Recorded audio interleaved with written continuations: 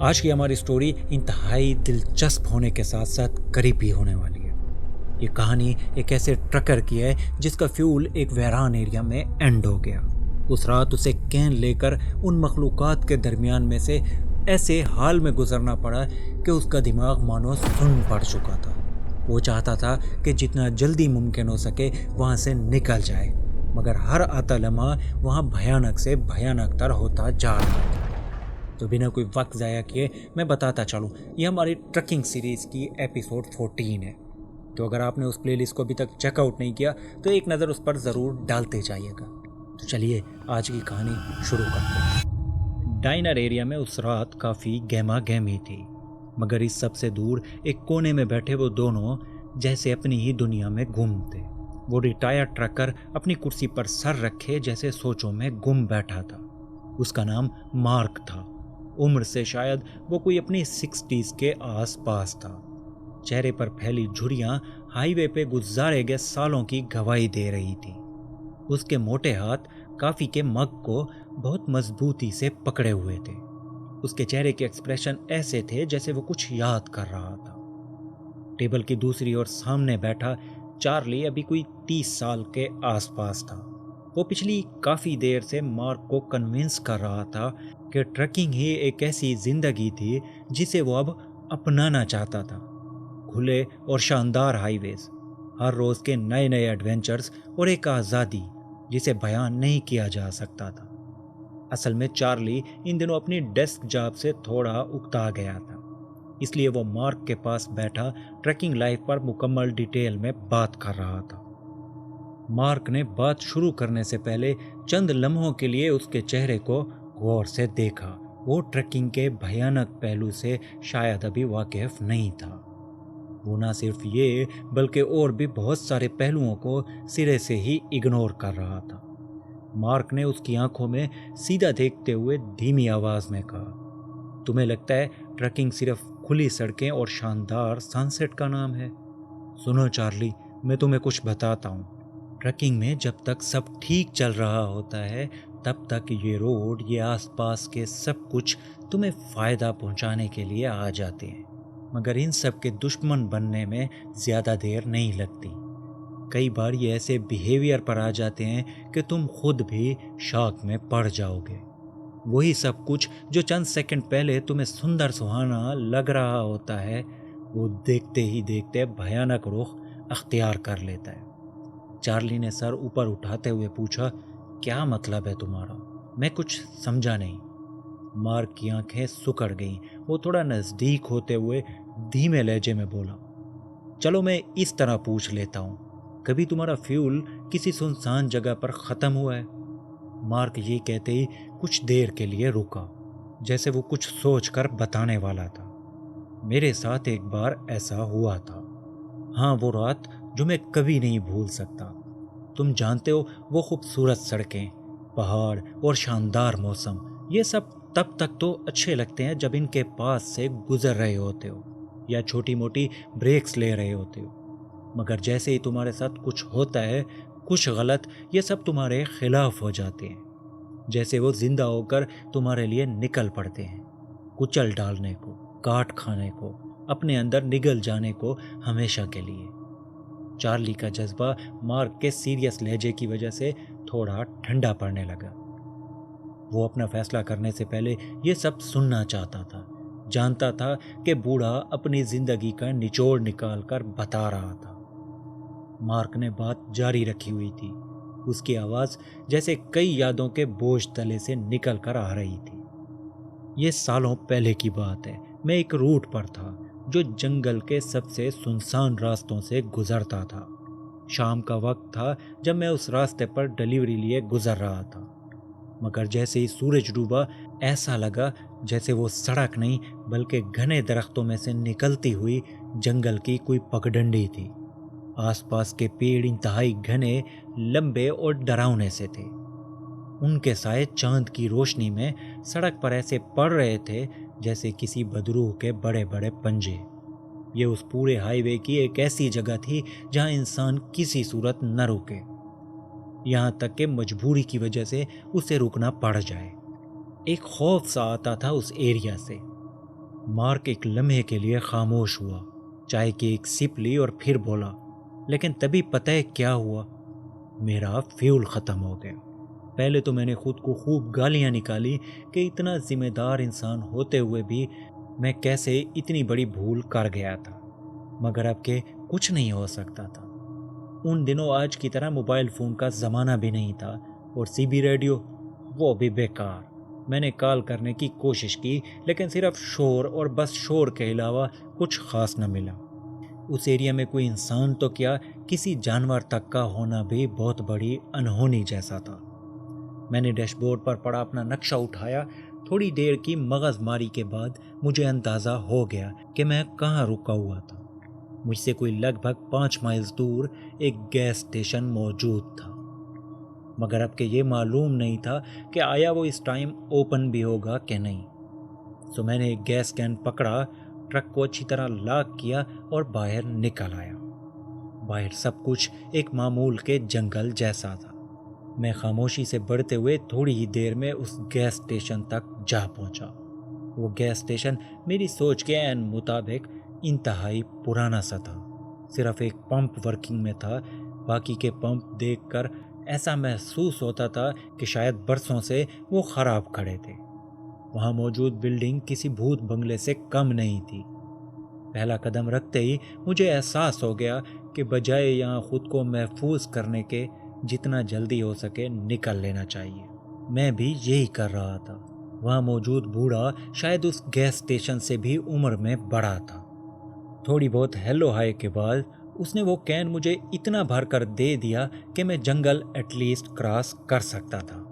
جیسے جیسے میں گیس اسٹیشن سے واپس نکل رہا تھا، وہ بوڑھا عجیب سی نظروں سے مجھے گھور رہا تھا، ایسے جیسے وہ کچھ کہنا چاہتا تھا، مگر کچھ تھا جو اسے روک رہا تھا، کچھ ایسا جس نے اس کا منہ بند کر دیا تھا۔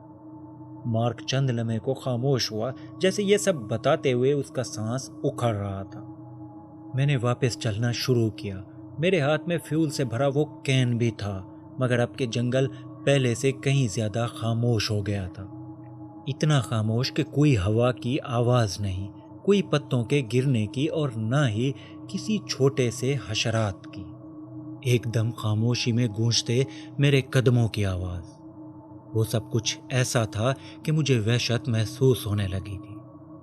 اور تبھی مجھے کچھ ایسا سنائی دیا، ایسی آواز جو جنگل کی تو ہرگز نہیں ہو سکتی تھی، ایک بچے کے رونے کی آواز۔ چارلی حیرانی سے مارک کی بات کاٹتے ہوئے بولا، ایک بچہ وہیں اس جنگل میں؟ مارک نے ایک ٹھنڈا سانس لیا اور پھر اپنی کافی کے کپ کو مضبوطی سے پکڑتے ہوئے کہا، ہاں، پہلے پہل تھوڑی دھیمی سی، مگر پھر اتنی کلیئر کہ میرے چلتے قدم رک گئے۔ وہ دور درختوں میں سے آ رہی تھی، بس روڈ کے کناروں سے چند قدم فاصلے پر۔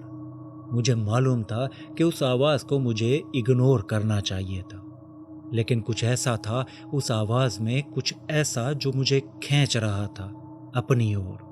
میں نے نہ چاہتے ہوئے بھی اپنے قدم اسی اور بڑھا دیے، چند قدم ہی، تاکہ دیکھ سکوں اصل ماجرا کیا تھا۔ مگر میں جتنا بڑھتا جا رہا تھا، وہ آواز اتنا مجھ سے دور جاتی جا رہی تھی۔ میرا ہر بڑھتا قدم مجھے اس گہرے جنگل میں لے کر جا رہا تھا۔ آپ کو لگا تھا کہ کوئی تکلیف میں تھا، کوئی بچہ؟ چارلی نے پریشانی سے پوچھا۔ مارک ہلکا سا مسکراتے ہوئے بولا، یہی تو اس وقت میں نے اپنے آپ سے کہا تھا، لیکن حقیقت یہ تھی کہ میں اندر سے جان گیا تھا۔ مجھے معلوم تھا کہ کچھ نہ کچھ تو غلط ہو رہا تھا۔ وہ آواز اتنی صاف تھی کہ میں کسی صورت نہیں مان سکتا تھا وہ کوئی انسانی بچہ تھا۔ نہ صرف یہ، بلکہ کچھ اور بھی تھا جس نے میرے اس یقین کو مضبوط کیا تھا۔ وہ آواز ایک سائڈ سے نہیں آ رہی تھی، بلکہ اب کے ہر جگہ سے آ رہی تھی، میرے اوپر سے، میرے آس پاس سے، اور اب تو میرے دماغ کے اندر سے بھی۔ جتنا میں آگے بڑھتا گیا، چیزیں اتنی ہی خراب ہوتی گئیں۔ ہوا اور ٹھنڈی سے ٹھنڈی ہوتی گئی، پیڑوں کے درمیان گھومتے سائے مجھے صاف دکھائی دینے لگے۔ میں جیسے ہی کسی اور جانب دیکھتا، وہ ہلتے، घूमते और इतने अजीब तरीके से हरकत करते कि मानो मुझे पकड़ने की कोशिश कर रहे हो।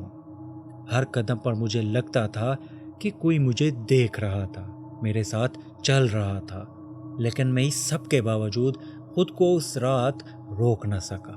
वो आवाज़, उसने मुझे एक लम्हे को भी रुकने न दिया, ऐसे जैसे मैं उसके वश में आ चुका था। तो आप बस चलते ही रहिए आगे की ओर, चार्ली ने धीरे से पूछा। हाँ, चलता रहा, क्योंकि मेरे दिमाग का एक हिस्सा मुझे कह रहा था कि शायद, बस गुमान की हद तक ही, कि शायद कोई इंसानी बच्चा यहाँ छोड़ गया हो। मगर जंगल के इस हिस्से में उसका अभी तक जिंदा रहना किसी तौर मुमकिन नहीं था।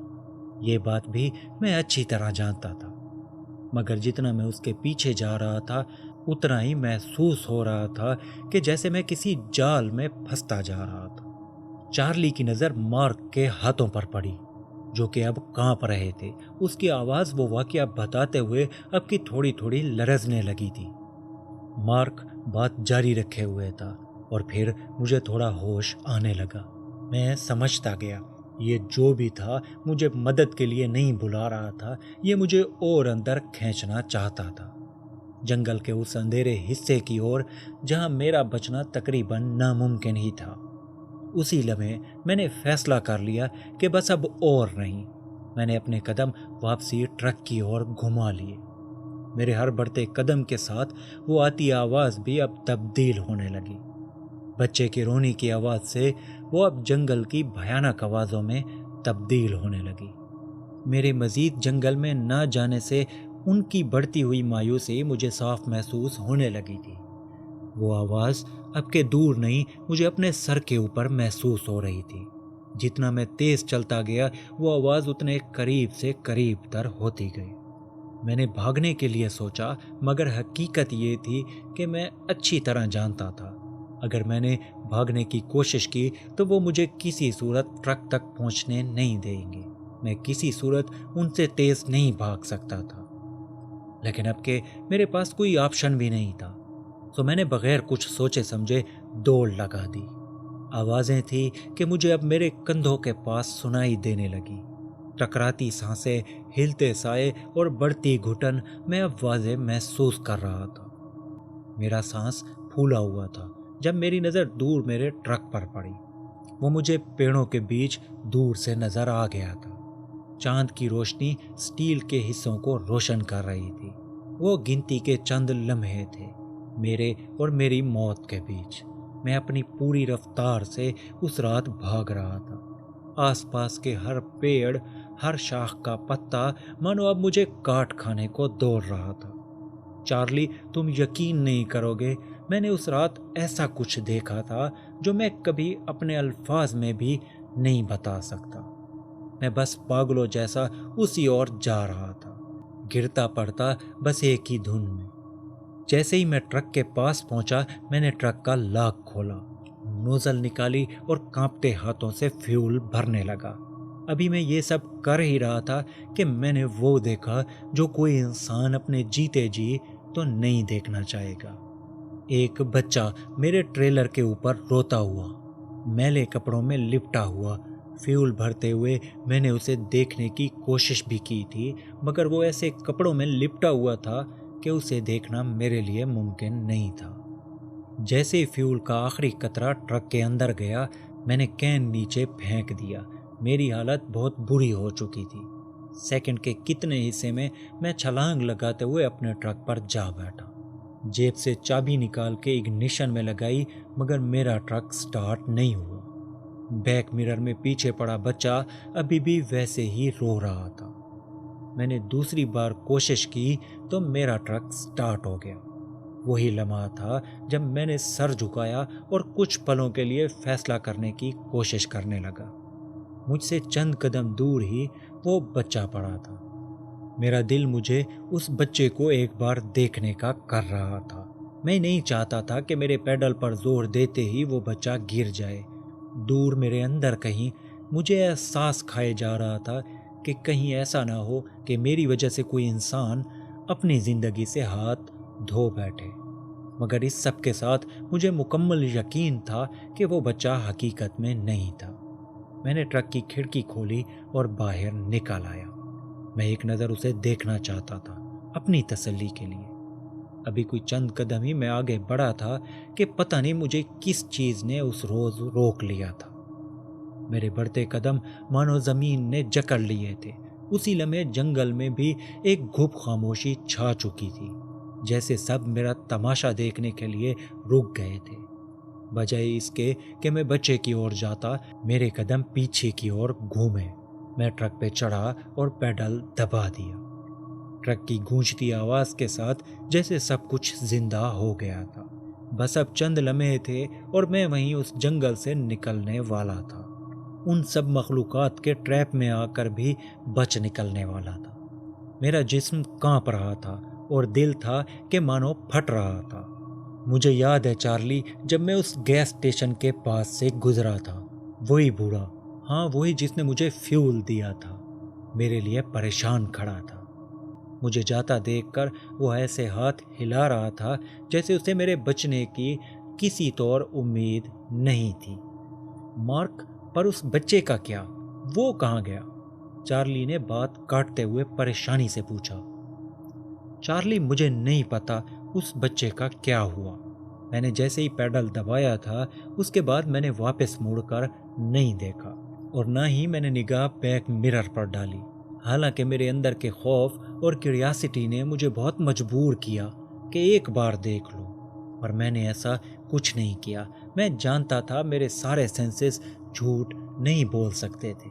सब कुछ मेरी आंखों के सामने था हकीकत में, लेकिन मैं जानता था कि वो सब तो बस एक हसीन सा धोखा था, मुझे फंसाने के लिए, ट्रैप करने के लिए। मगर बात यहाँ भी ख़त्म नहीं हुई थी चार्ली, मार्क हल्का सा मुस्कुराते हुए बोला। मैंने गैस स्टेशन की तरफ जाने से पहले खुद अपने हाथ से उस सीबी रेडियो को ऑफ किया था, मगर जब मैं उस जंगल से निकल रहा था वो एकदम से बज उठा। कोई ऐसी फ्रीक्वेंसी वो पकड़ रहा था जो मैंने पहले कभी नहीं सुनी। सीबी रेडियो आमतौर पर ऐसे दूसरी फ्रीक्वेंसीज पकड़ता रहता था, मगर अब की बार जो फ्रीक्वेंसी उसने पकड़ी थी वो बहुत अजीब सी थी। दूर शोर के दरमियान कोई बोल रहा था। मैंने बहुत कोशिश की उसे सुनने की, मगर मुझे सिवाय एक दो बातों के कुछ खास समझ नहीं आई। वो जो कोई भी था, उसकी आवाज़ बहुत भारी और ऐसे महसूस हो रही थी जैसे वो कोई इंसान नहीं, कोई और चीज़ ही बोल रही थी।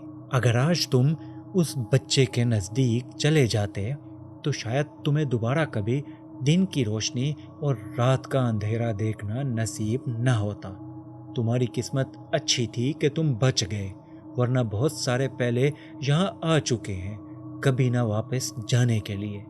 मगर जल्द ही फिर किसी मोड़ पर हमारी मुलाकात ज़रूर होगी मार्क। मुझे बस इतनी ही समझ आई थी।